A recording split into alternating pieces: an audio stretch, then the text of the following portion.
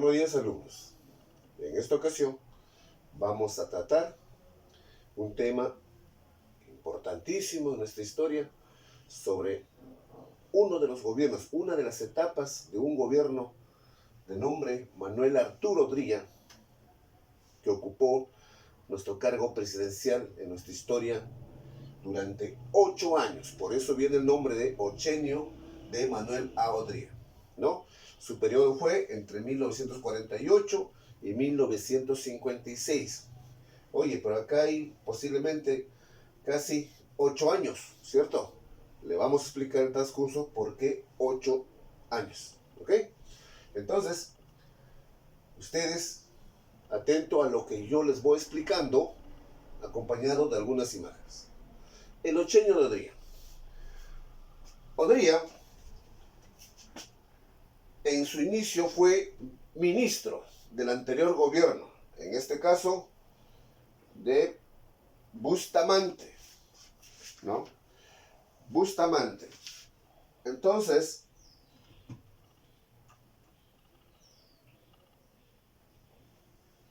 este periodo fue catalogado como un reingreso a la vida democrática, civil, que por cierto, recordarán ustedes que nuestro Perú en casi 80% de su vida republicana ha sido gobernado por militares.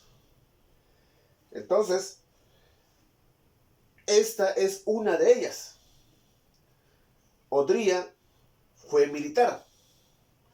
Ocupaba un ministerio, en aquella época, el Ministerio de Guerra, para el gobierno de Bustamante Rivero. Lógicamente, no llegaron a culminar su gobierno porque supuestamente Bustamante terminaría en el año 50 su gobierno. Pero en el transcurso de lo que pasaba en ese gobierno, Odría se rebela porque no había un acuerdo en el Congreso, ¿no? Había una confrontación entre el partido de Bustamante y el aprismo, en el cual el APRA abandona inclusive el Congreso. Y lo que provoca es el cierre de nuestro Parlamento.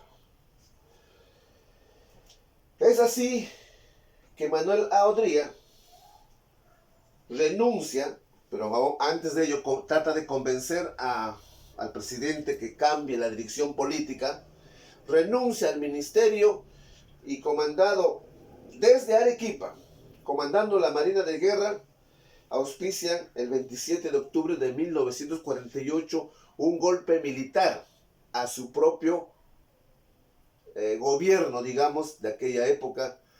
Lógico, con ello no logra terminar Bustamante su gobierno y ocupa por 2 años la culminación de ese periodo. Termina Odría, pero como militar, ¿no? Ahora, después de que termine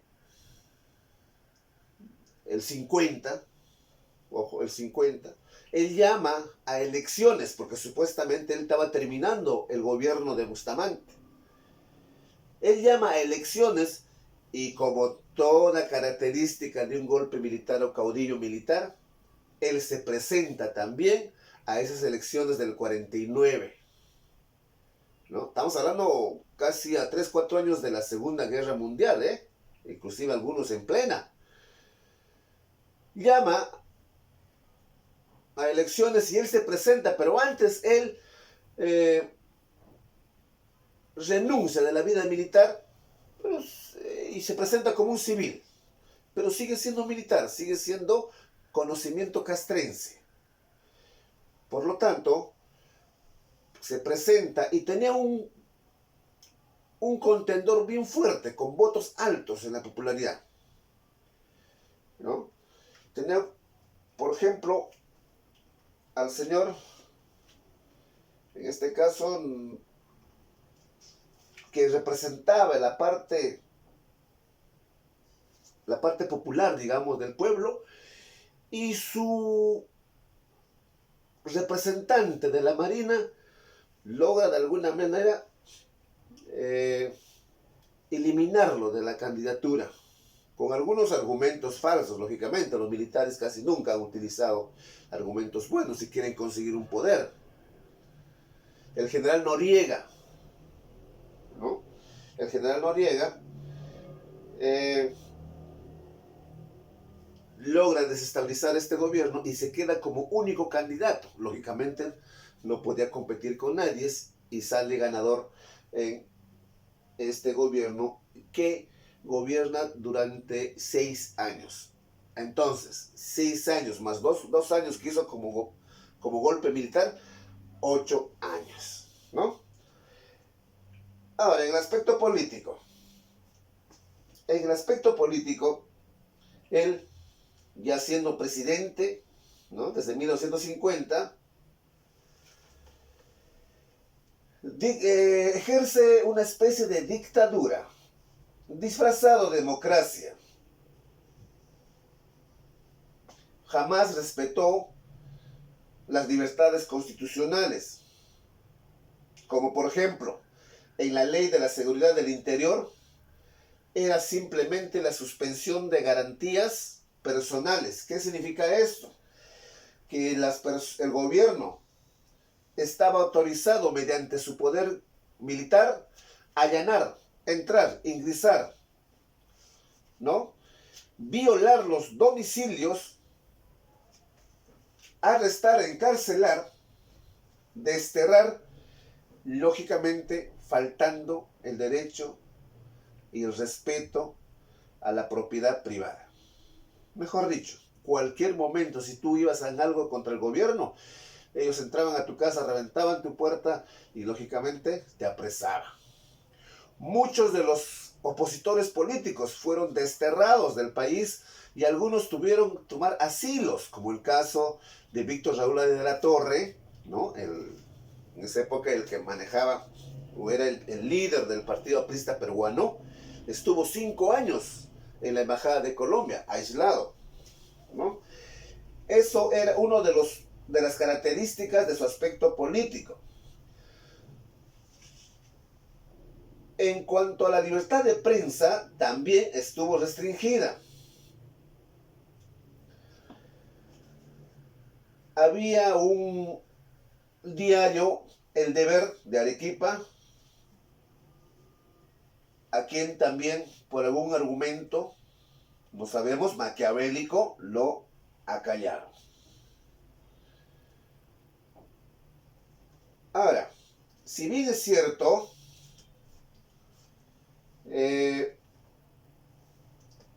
tuvo un lado positivo y negativo en su gobierno de Odría.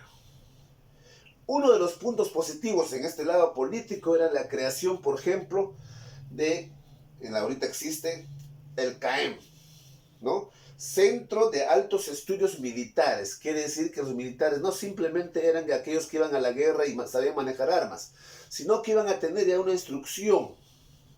Iban a tener una instrucción como cualquier estudiante superior, ¿no? Fundado por el general José del Carmen Marín, que hasta ahora existe, se convirtió en un centro de formación humanística, económica y política de los ejércitos, de los oficiales del ejército. Y en el aspecto económico, Odría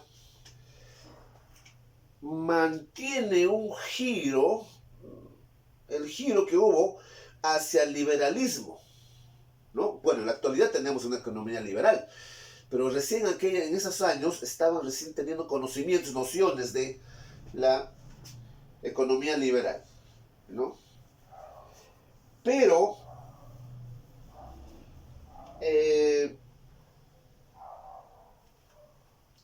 ese punto, él intenta favorecer, claro, aconsejado por un extranjero, un norteamericano, si no me acuerdo, Julius Clay, aconsejado por él a favorecer a inversiones extranjeros. ¿Cómo lo hizo? Reduciendo los impuestos que gravaban a sus principales actividades. La mayoría de los extranjeros que hacen en el Perú es la extracción, la explotación de minerales y otros recursos. Lógicamente, al verse reducidos sus impuestos, era una facilidad para que cualquier inversionista llegara y se podría explotar materia prima. Esto lo hizo Odría. ¿Cómo se llamaba esta ley? Código de Minería, Ley de Petróleo y Ley de Electricidad. Recuerden, materia prima principal de nuestra nación, minería y petróleo, ¿no? Pero también Odría era una persona capacitada para poder calmar el fuero popular. Entonces, a pesar que se considera una economía liberal, hizo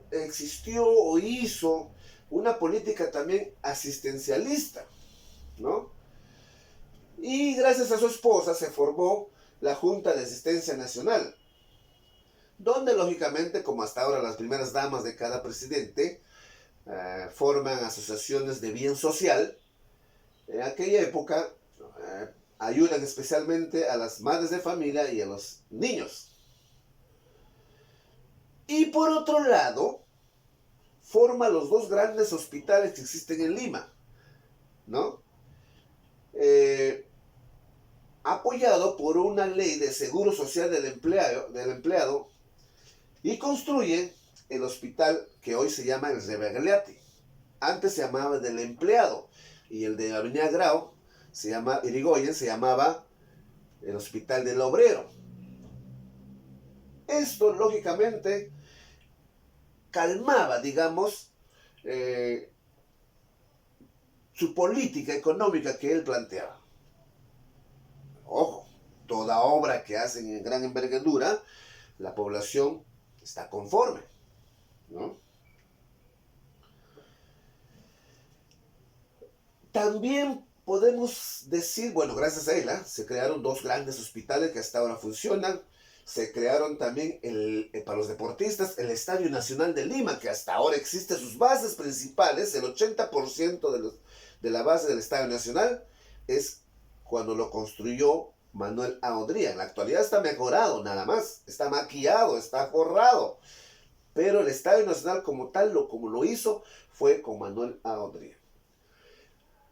Hay una corriente de odriistas donde manifiestan que el mismo presidente, cuando mandaba hacer obras, él mismo iba a supervisar, él mismo iba a ver qué tipo de materiales lo utilizaba. El mismo presidente se metía entre la mezcla del cemento y todo. Y si alguna pared, y él dice lo golpeaba, ¿no? Y si alguna pared o alguna construcción le parecía a él endeble, lo mandaba a destruir. Como tenía ese tipo de órdenes, todos los que trabajaban para el gobierno, ¿no?, que hoy lo llaman empresas licitadoras, tenían que hacer bien el trabajo. Y uno de los ejemplos es el Estadio Nacional y los dos hospitales que están en Lima. Y otro de las muestras es, como él era tarmeño, de Tarma, él mandó a hacer un hospital también en Tarma. Mandó a hacer grandes unidades escolares, como también acá en Lima. Y ahí los colegios, por ejemplo, de Tarma y el hospital Tarma, está intacto a pesar de los años, ¿no? Mira, sácale cuenta, 1950 a 2020, 70 años están intactos. Por eso Odría se ganó gran popularidad en esta parte, el lado positivo de Odría, aunque tendría el grado negativo, ¿no? Bien, pasando a otro punto. ¿Qué pasó? No vamos a dejar de pasar este punto. Recuerda que hasta antes de Odría, el género femenino, o sea, las mujeres, no tenían derecho al voto. tenían derecho a la identificación, sí, tenían su cédula, o mejor dicho, su DNI, pero no podían votar. Quiere decir que no podían decidir el destino del país en alguna votación o elección. Quiere decir que Odría ganó también a costa de votación masculina, ¿no? Lógicamente, mujeres que en aquella época tuvieron grandes ideas no fueron consideradas. Pero con Odría, que también esto fue un punto positivo, forma o crea el voto femenino. No solamente para las elecciones, sino también para el Parlamento. Bueno, como todo inicio tiene final, todo proceso tiene su auge, ¿no? Y luego tiene su caída. ¿Qué pasó con este régimen? Resulta que el crecimiento económico se detiene. ¿Por qué Odría? Vamos a explicar esta parte. ¿Por qué Odría tenía una gran elevación económica en Perú? Porque recuerden que aquella época, en 1945, 44, 46, pasaba Europa la llamada guerra o la Segunda Guerra Mundial, ¿no? Entre los entes y los aliados. Uno de ellos, Asia, Corea, por ejemplo, se alió con este gobierno, porque después de la guerra deja muchas cosas por hacer, por construir, porque la guerra destruye y la construcción demora años. El gobierno de Corea, por ejemplo, se alió con este gobierno y nos compró grandes cantidades de minerales para su reconstrucción. No solamente minerales, sino también, creo que lo tengo por acá, sino también, aquí está, la guerra con Corea, algodón, azúcar, café, cobre, hierro. Todo ello se elevó y lo vendimos a unos precios altos que no lo hizo el Perú, sino a nivel mundial todos los países que tenían materia prima elevaron por la misma necesidad, elevaron sus precios. Entonces el Perú tenía gran bonanza económica. Pero todo pues pasa, se recupera el país, lógicamente ya no compran y lógicamente el precio baja. Odría manda elecciones, ¿no?, para 1955, porque el gobierno empezaba el 56 del siguiente. Y